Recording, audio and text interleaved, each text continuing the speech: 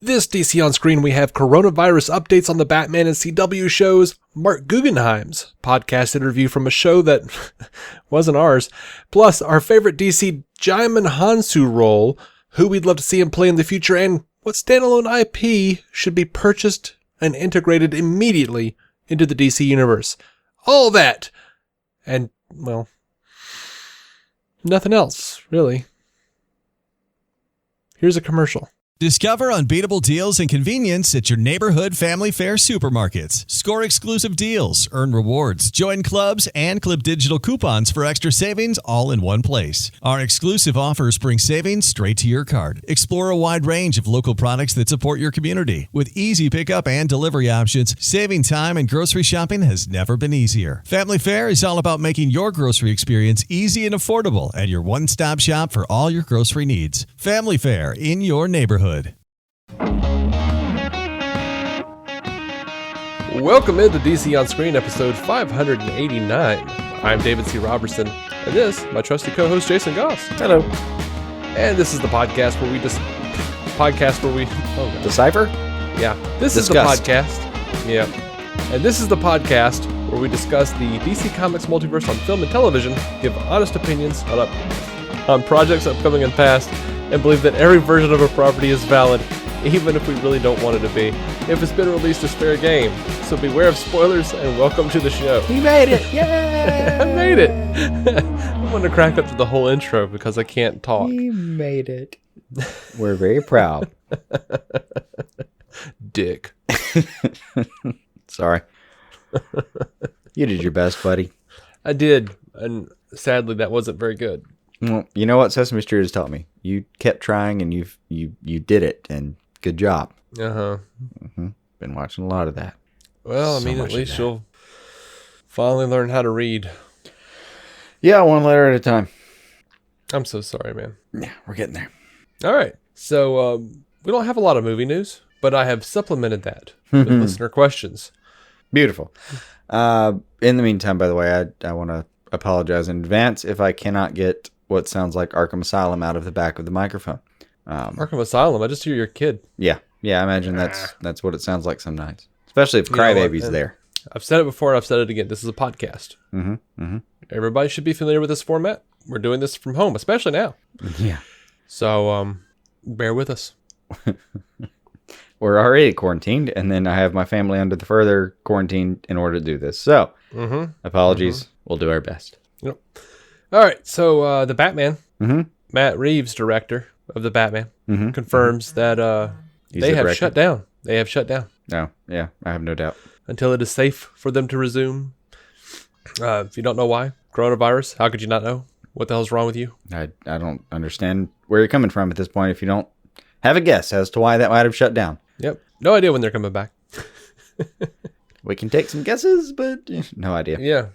Well, I guess on to Justice League / Batman v Superman news. The only real news here is that we've wanted a commentary for a really long time on Batman v Superman. I saw this. I haven't seen the news from it. I saw that it was happening. I know what you're about to say, and I was really bummed that I couldn't, there was just no way to get that into my schedule. Well, it's still up on Vero. Still no way to get it into my schedule. I figured you would say that, but it is still available. Like, you can still, work it in at some point in the future. And I probably will. Well, that's cool. I didn't think you'd have any interest. No, I'm actually interested. That's cool. So, yeah, Zack Snyder did a live commentary. My reticence has been in completely about whether we will get a release, not about whether I'd like to see it and the features that might accompany it. Right. No, I mean, I just... But yeah, Zack Snyder did a live commentary watch party for Batman v Superman, the Ultimate Edition on Vero. You can go check it out. As I haven't seen it. We did have a couple of people who wanted us to talk about it, but I'll tell you this: the news that I have seen from it, we have talked about. Or, they're like, Zack Snyder finally opens up about what Martha meant. I'm like, yeah, we've covered that. We've talked about that. We've talked about what Snyder's, when people are like, hey, on Vero, like, hey, Snyder, this and this, is that what Martha means? And he's like, yep. Yeah, Yeah. Yeah. Or stuff that he said, when he had his director's cuts Q&A. Yeah, we talked about it. He I don't know what to tell you. Like when he's like talking about like, oh yeah, Watchmen, and how do you get back from that? And you don't. I don't like superhero movies with no consequences. Yeah, he said that again here, and they're treating it like it's brand new. I mean, that line is 5 years old. He intended Man of Steel to have consequences. Absolutely. And you know what? He talks a little bit about Harry Lennox as the Martian Manhunter, which is cool. He was intended to be Martian Manhunter from Man of Steel on. Yeah, would love to have seen it. He talks about what the nightmare sequence would have been. Again, he talked about that at the director's cuts. So far, I personally, from what I've read, haven't seen anything new. Notches the me fitting this into my schedule down a couple pegs, honestly. If like all the news outlets were coming out and saying like, oh, by the way, Jimmy Olsen was a ruse, we would have talked about it. But he didn't say that. He said, I didn't see Jimmy Olsen being a part of my story, so I thought it'd be fun to kill him. That's exactly what he said, pretty much. That's what he said like 3 years ago. Yeah. I know. So yeah, that's why we're not talking about it too much today. Fair enough. I mean, it's a thing. Go check it out. We'll try to watch it as best we can. Time is a bit of the essence at the moment. And you know what? If we find anything, we'll talk about it. Yeah, I will. I guess you will too. I don't know why I said I will. That's rude. I know. Rude. I know. I'm sorry. All right. So last week, as we were wrapping up, J. Scott St. Clair sent us a question. So here we go, talking about that. He says, what's your favorite DC on-screen portrayal from Djimon Hounsou? He played Papa Midnight in Constantine, the Fisher King in Aquaman, and the titular wizard in Shazam. Are there any other characters you think he'd be ideal for? Some things come to mind, but damn, that Papa Midnight was fantastic. Right. I think Papa Midnight's my favorite of the list. Yeah, of the options, and even what I can think of off the top of my head. Hold on, let me scan a little bit. If you have any ideas, spitball them. I'm going to scan. But damn, that was so good. Amazing accent on that thing. And what do you mean? Like, if I have any ideas for what character he'd be ideal for? Yeah, if you have any other ones, I was going to see if you had an idea to give me some time to think. But gosh, I don't know if I do though. I don't know. That was so good. I mean, it was like, it was as though it was like what's his name in Bond, like Baron Smitey or whatever. Baron Smajan, Baron something with an S, and it was that, but with a backstory. I mean, it's really hard to beat. Yeah. I don't know who I would actually. You know what? There we go. Now we're talking. What you got? What do you think about Ra's al Ghul? I got nothing against it. He might do that pretty well. He could. All right, so let's think about characters with real poise, because that's apparently a thing that we're both seeing. Dude can stand there and frame a shot around him, and you're happy with it. So yeah, Rage might be a good call. Hugo Strange. Yeah, I mean, maybe, but Hugo has a bit of an underfoot feel to him, where he's got the scientist vibe going on. He's sneaky. He's not. Rage, takes a stand and just says, "Come what may," and go fuck yourself. Yeah, Djimon Hounsou is one of those guys where I feel like I could see him playing Ra's al Ghul, Hugo Strange, but then I could also see him turn around and play Jon Stewart. I mean, that's just not a bad call at all. Yeah, like he is not quite that old where he couldn't pull off Jon Stewart. Nah, he could do it. I don't know that we've gotten the taste of Shaq out of our mouths yet. But Steel, maybe. I could see Steel. Not. No. I could see Steel. That would be really solid for him, though. Yeah. Right? Tough call. I'm still going back to Papa Midnight. It was so good that, like, I'm up to date on the Justice League Dark series, and Papa Midnight comes and goes in that. He's been there in the last few issues. And fuck, man, I still heard his voice. Yeah, so you think, like, What? Like if they did like a Justice League Dark or a Constantine movie, that's not in the Keanu Reeves timeline. Screw it. Djimon Hounsou comes back as Papa Midnight. Yeah, fuck it. Let's do this. Fair enough. I think you could do whatever you wanted to there because we have a multiverse that's already accepted the movie universe, and you're already like dealing with magic as part of the premise of having a Justice League Dark. So you could literally do whatever you want and explain it. Yeah. You could fucking have Hellboy show up, and I'd be like, well, you know what? There's a way. Sure, let's do this. He should be played by Djimon Hounsou. No, that's not good idea. No, that was a shit movie, but Harbour did a really good job with what he was given. Of course he did. He's a good actor. What do you want? Yeah. It wasn't going to end that poorly for him. I love the idea that, Ron Perlman is just sitting there going, it sucked because I wasn't in it. No, your two movies suck too. But, I don't know. I was going to say I don't think he did a bad job, but it's been so long since I've seen those movies, so I won't vouch for that. You know what? Right. He did a great job. I just never liked the movies. Like, they looked great. I don't really blame. What's weird is like I like Guillermo del Toro enough that I don't blame him for the Hellboy movies not being interesting to me.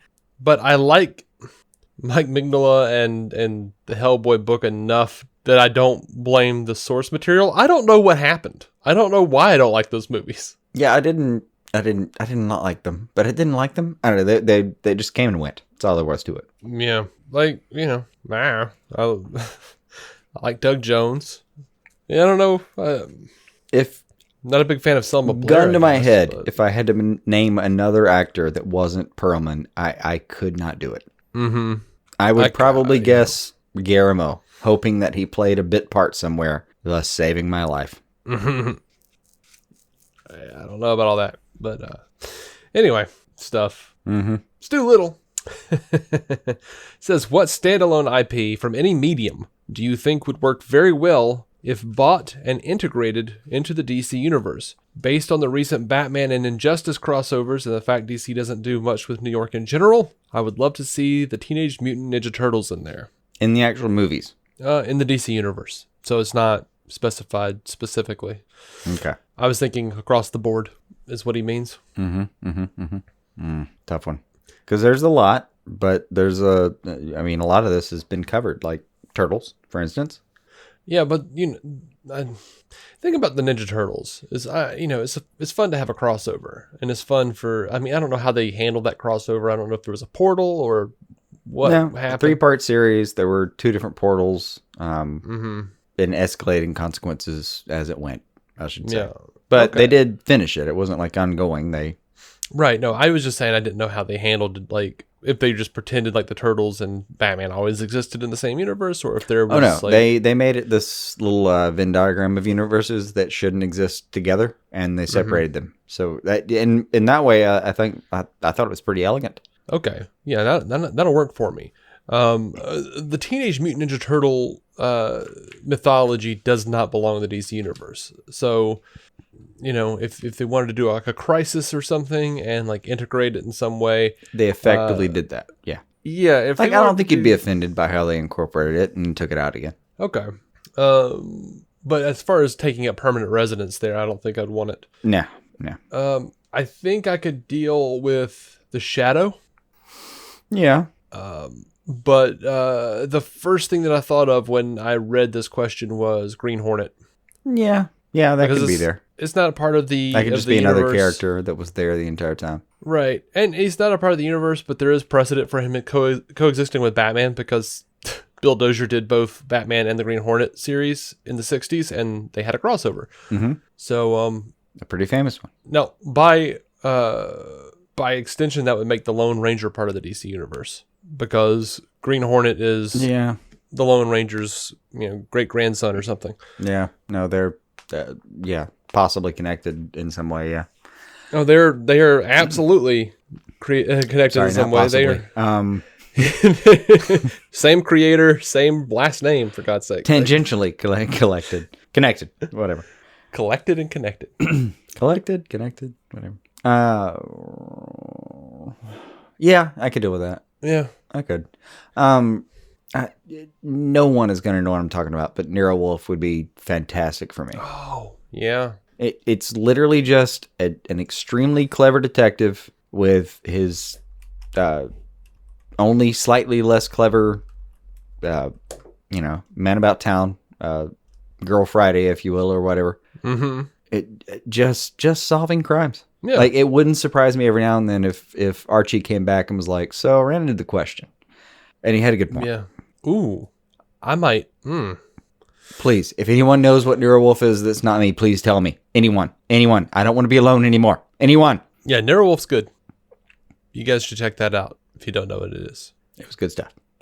Yeah, I think I would like to see the Phantom mythology be brought into the DC universe. No, it's not bad. Right? I mean, there's like a whole pantheon of people that he runs around with too. Yeah. And you can just bring all those characters on over to the DC universe. It's sort of like to that end though, I wouldn't mind the Universal monsters being brought in. And they really kind of are already. Like, there is theoretically a Dracula. Mm-hmm. There's definitely a Frankenstein. He's literally part of a team. Right. Invisible Man, it could be a thing in his own right, but they've kind of used parts of it, I guess. Creature from the Lagoon is literally drawn as what's that Kid Lagoon or something. Shit. I forget the name of this kid. Like, he died in the Heroes in Crisis thing in Sanctuary. Oh God. Dude literally looks like a young creature from the Black Lagoon. Okay. It's gonna kill me. I know the creature you're talking about. I can't think of it. The creature, yes. There's a DC property out there that covers this. Anyway, yeah, most of that's already covered. I wouldn't mind it being an outright property. Mm-hmm. The Matrix? Eh. I mean, could be fun as a little interlude. Yeah, I guess so. An alternate future or or something. A little crossover, where there's just, you'd have to do it as maybe you'd have to put a bottle around it, right? Yeah. See, I think that's why I'm saying, like, it's antithetical to the question. Like, he says it's integrated into the DC universe. Sort of like how the actually, that's Charlton characters that's a good were. point. I would just love for there to be a John Wick in the DC universe. That would be so much fun. I would love to see John Wick and Deathstroke throw down. Uh-huh. Hell yeah. And that just feels like a crossover that they could go back to their separate universes. Oh, they could. You could just leave John Wick on the shelf for 30 fucking years and then later pull him out and readers would be like, oh shit, I haven't seen this guy forever. Mm-hmm. Get very excited. I would be very excited. Yeah. I think I'm done with the Keanu Reeves references there. Let's just go all out, man. Let's do John McClane versus John Wick versus Deathstroke. No, team up versus Deathstroke. Like, John Wick gets stabbed and he's like bleeding through a carotid artery or some shit, like he always is. And then just out of nowhere, like jumping out of vent, comes McClane. Uh-huh. Apparently apparently there was a film in the works several years ago. Oh, and there's also going to be like some sidebar from Schwarzenegger's character from Jingle All the Way, because that dude was way more metal than that film deserved. Yeah. He was beating up people in a supermarket. Or in that version of a Toys R Us or whatever. Yeah. Oh man. There was rumor, and apparently there was some substance to it, from what I understand.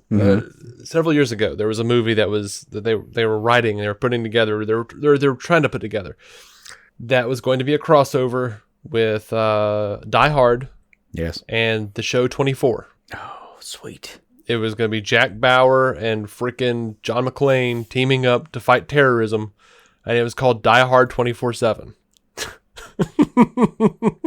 That's fantastic.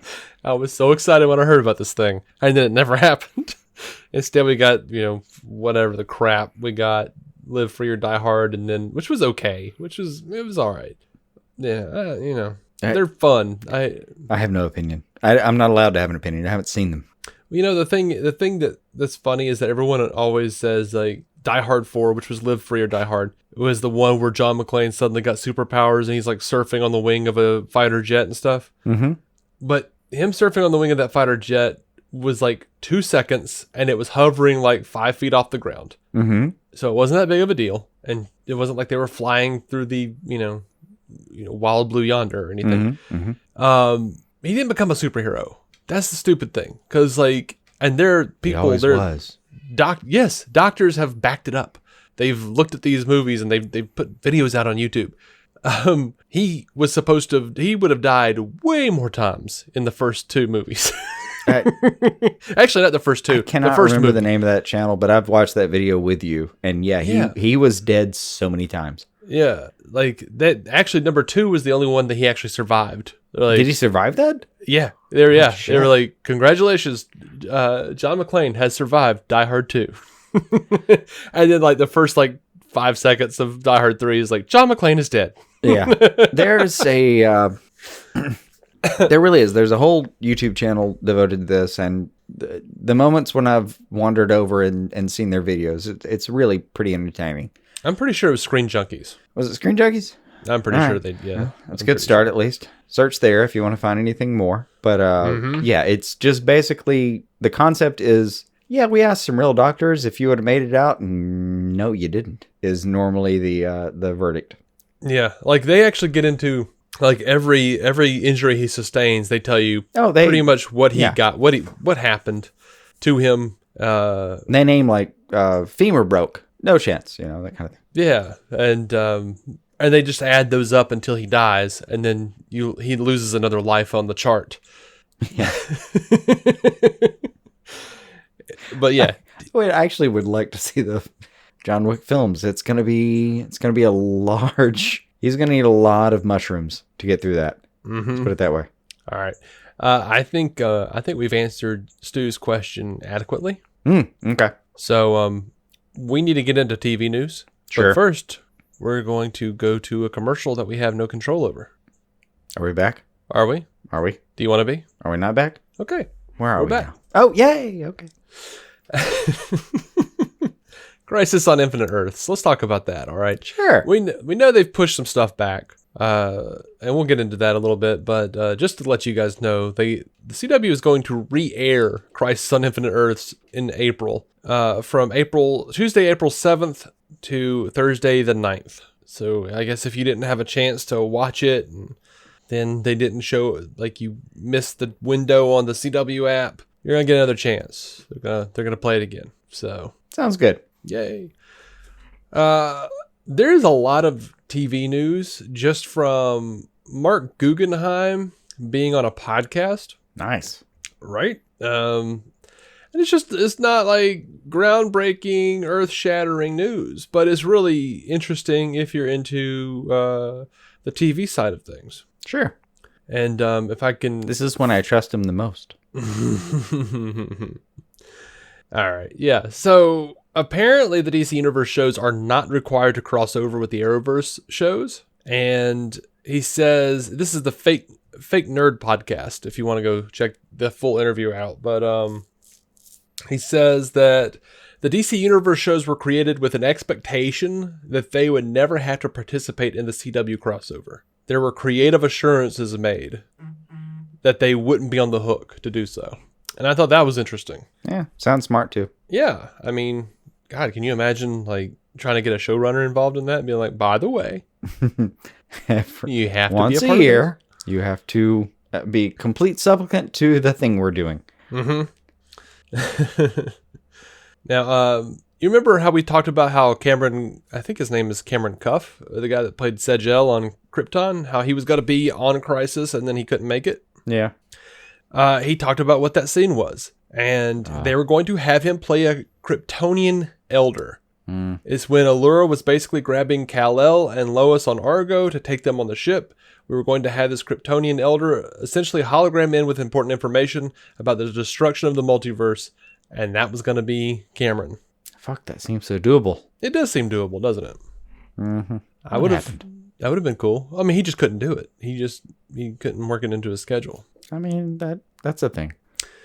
He talks about why Psycho Pirate didn't make it into Crisis. All right, this is one of my big problems. So, as you Marc please. Guggenheim says Psycho Pirate did make it to the draft stage. For the most part, he ended up Like, he could just never make it off the whiteboard.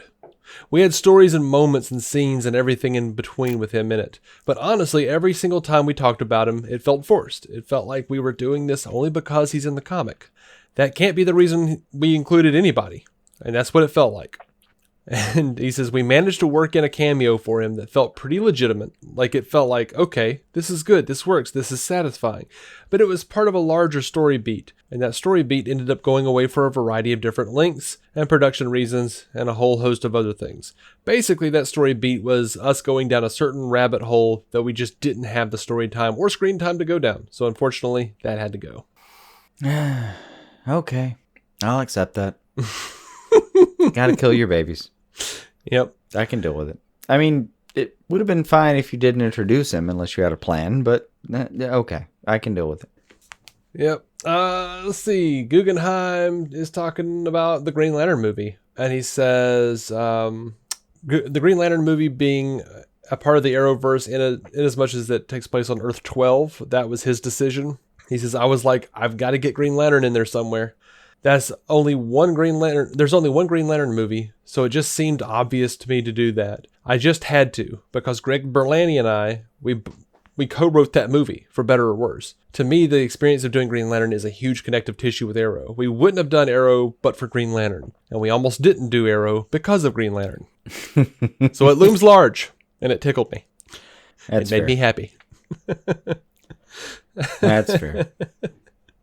Now, this was pretty interesting. He was talking a little bit about doing basically the John Diggle scene where at the end of Arrow with the Green Lantern ring. And he says, this was something that was worked out over a year ahead with DC Entertainment. We very specifically negotiated and discussed the parameters, and I feel like to say anything beyond what we have showed you would violate our agreement with DC.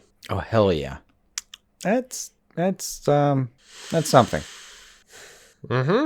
That's very interesting. I'm constantly torn, though, between being appreciative because I think he's telling the truth and thinking he's a goddamn liar. I have no reason to believe he's a liar here.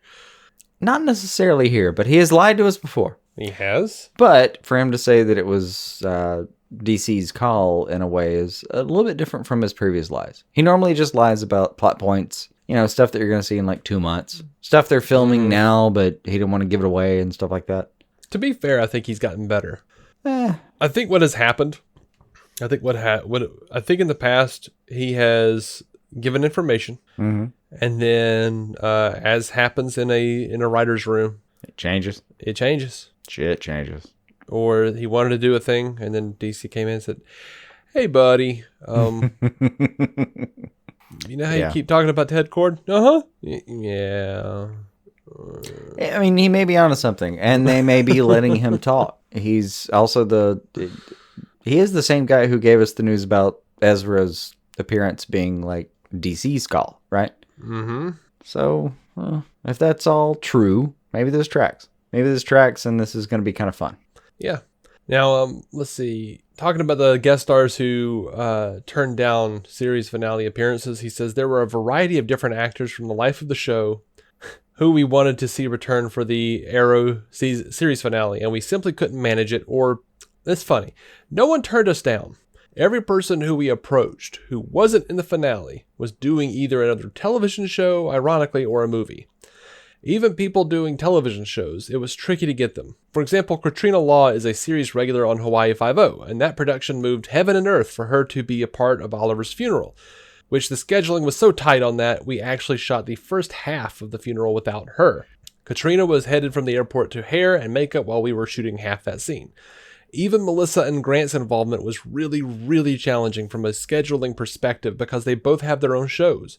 We pulled off as many miracles as we could. I would say we ended up pulling off more miracles than I expected, and I really have to give props to Beth Schwartz. By the time Crisis was done, I was so burnt out, and I was particularly burnt out on the subject of dealing with actor schedules and dealing with agents and managers.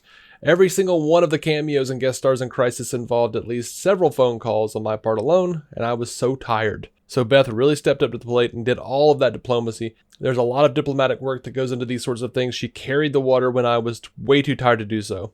And by the way, they did try really hard over the course of apparently the last forever seasons of Arrow to get Colin Salmon's Walter Steele to show up. And we had both wondered what happened to Walter, why he wasn't in the finale or even in season 8 to some degree. An anomaly.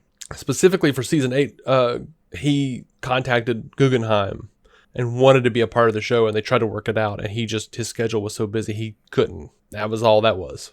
He's a busy dude. Yeah, I'll buy it.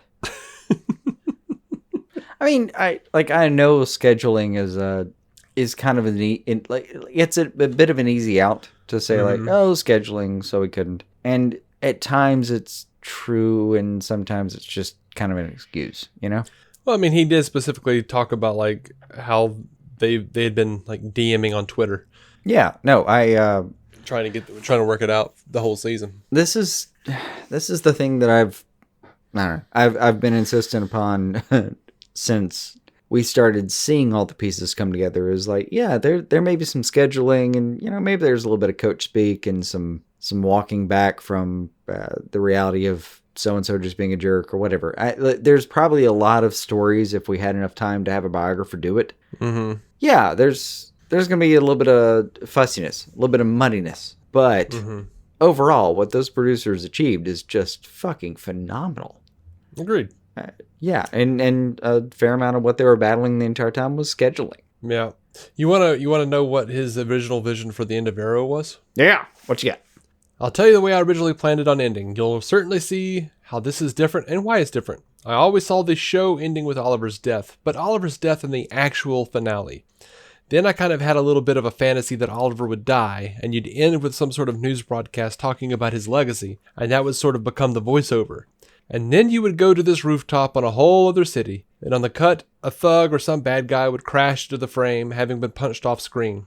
And these pair of black boots would come down right in front of him, and there'd be a flutter of a scalloped cape, and the voiceover would say something along the lines of Oliver Queen inspired a whole new generation of vigilantes. The implication being, of course, that he inspired Batman. So that, of course, didn't happen for a variety of different reasons, not the least of which is Batwoman came along. But that was my original conception. It's not a bad go. Not a bad go, buddy.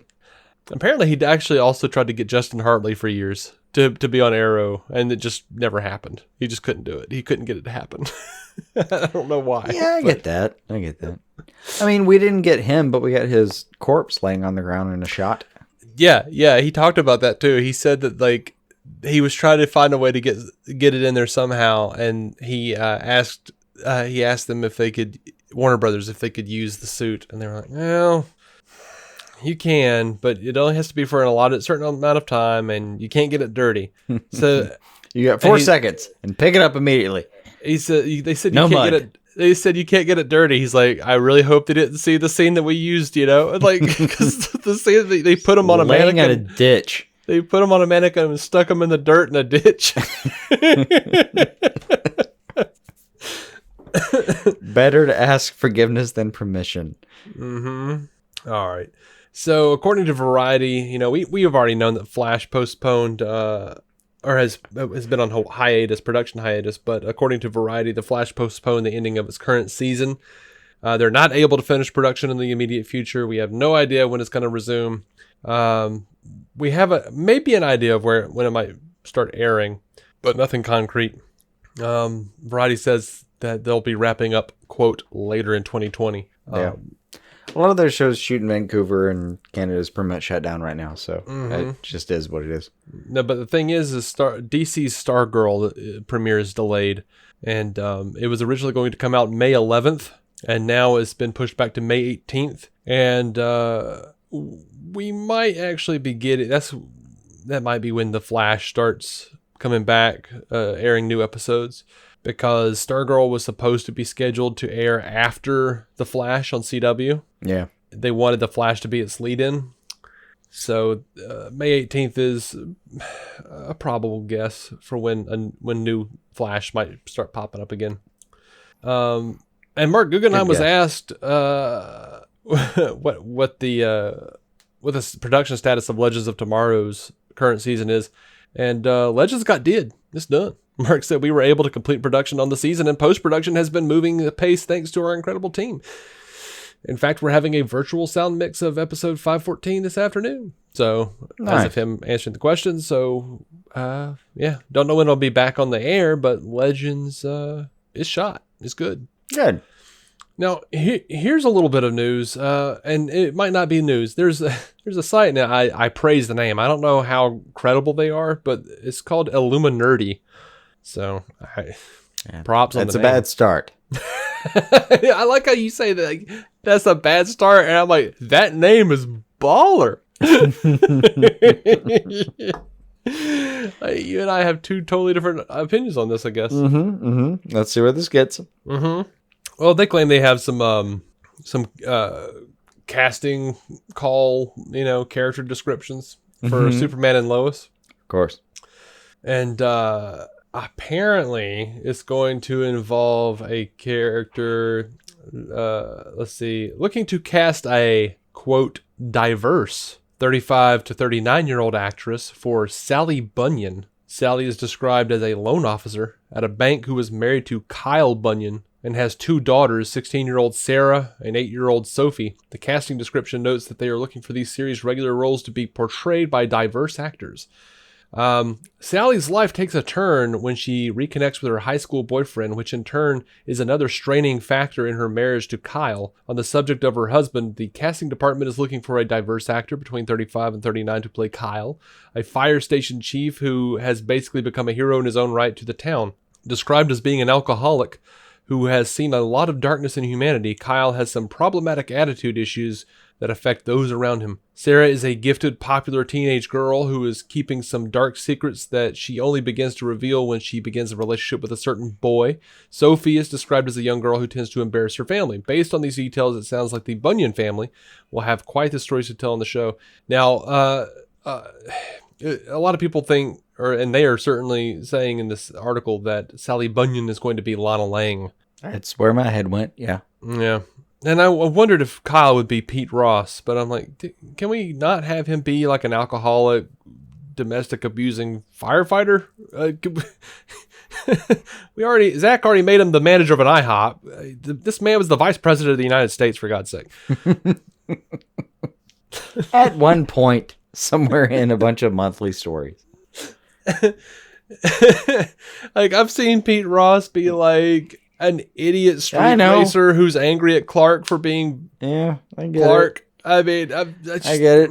He's a bit all over the place. I know Pete Ross has been a bit all over the place in the comics as well. And we don't even know that this is Pete Ross or Lana Lang for that matter. But we'll see. We'll see what happens. Now, apparently, they're also bringing in General Samuel Lane, but he's going to be recast. According to this article, Glenn Morshower played him in Supergirl season 1.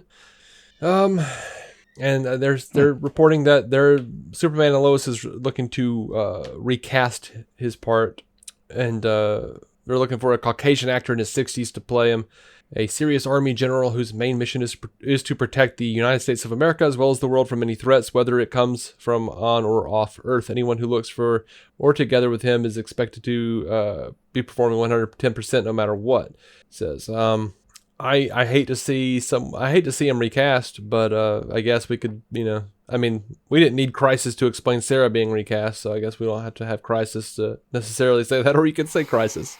Yeah. Well, Sarah. Right. And they have a couple of possible bad guys here. One of them they are saying is Morgan Edge, but he's actually being called Sebastian Saint here, and they would need a recast on. They're saying it would be recast for Morgan Edge because Adrian Pasdar played him on Supergirl, which I don't want that guy recast. I want Adrian to play him. I like that guy. Yeah, that's fantastic. It says looking for and it might not be Morgan Edge. That's just what they're saying. They said it sounds 100% like Morgan Edge. But looking for an actor in his 40s of any ethnicity. Sebastian is a smart, forceful, and intense billionaire who has for some reason continued to succeed. Sebastian's natural gift to drive can benefit others while it can become someone's hell. Should this indeed be Morgan, then it makes perfect sense. Or he makes a perfect antagonist for Lois and Clark, it says.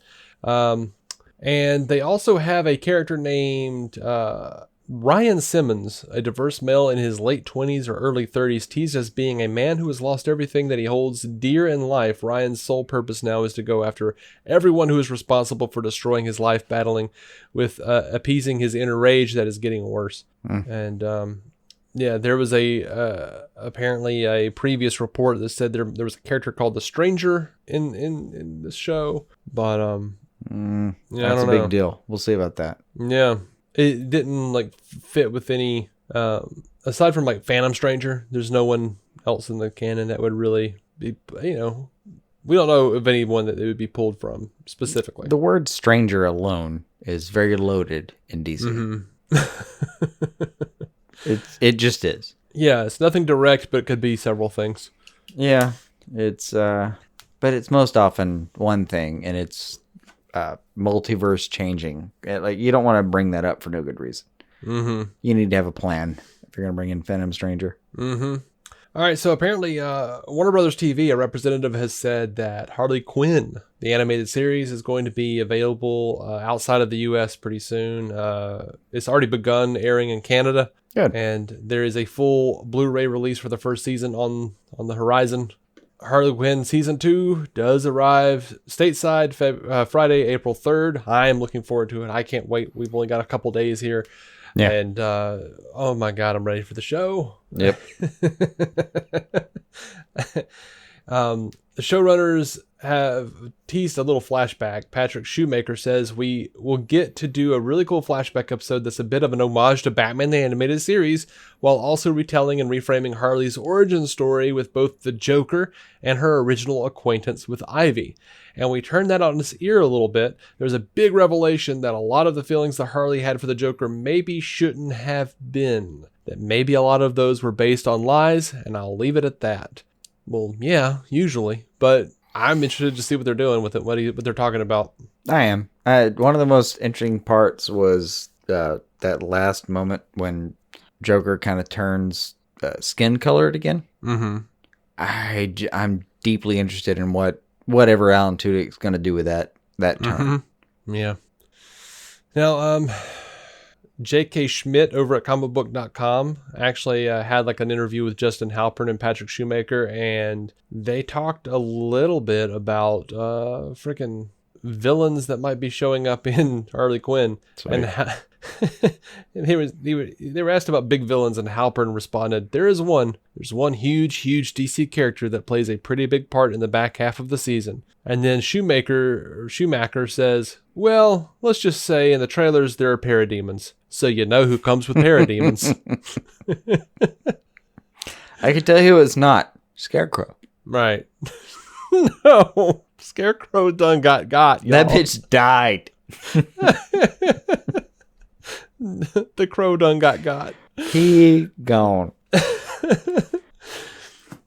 And so sad. I love that voice. I like that actor. Yeah, the guy he was good.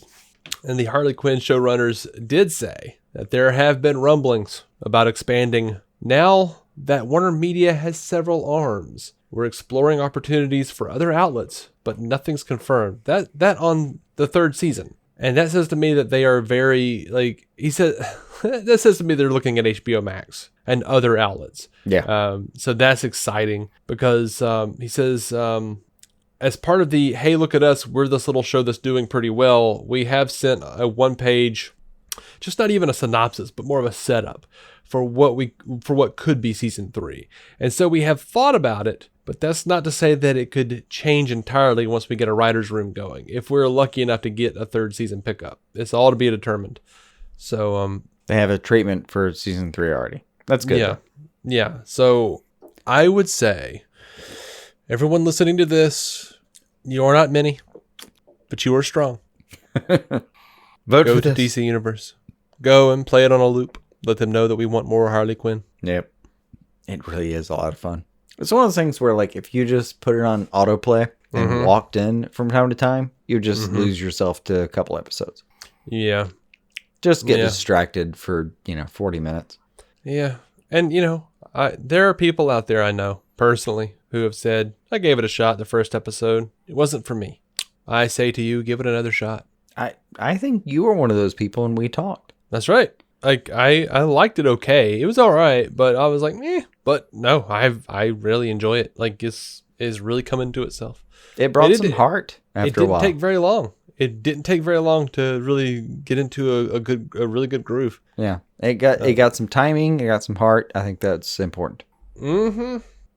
Well, that is all I have for this episode. Well, good. I've got to release the rest of the family from the back of the house. That's fair. Thank you to all of our patrons. If you want to become a patron, patreon.com/DCOnScreen. And every episode is available for free at DCOnScreen.com and also Apple Podcasts, Spotify, everywhere. Please get in contact with us at DC On Screen on Twitter, DCOnScreen@gmail.com.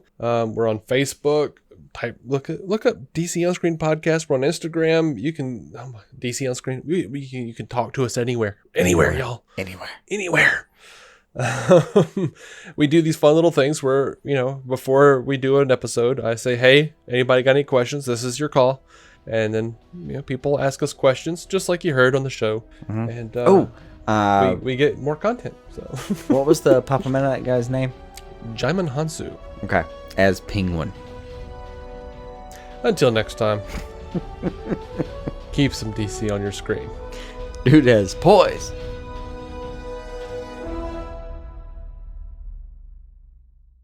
Our intro music is by Jason Goss and Michael Shackelford. Michael's band, Galactic Engineers of Magnetic Sounds, or GEMS, can be found on SoundCloud and Bandcamp.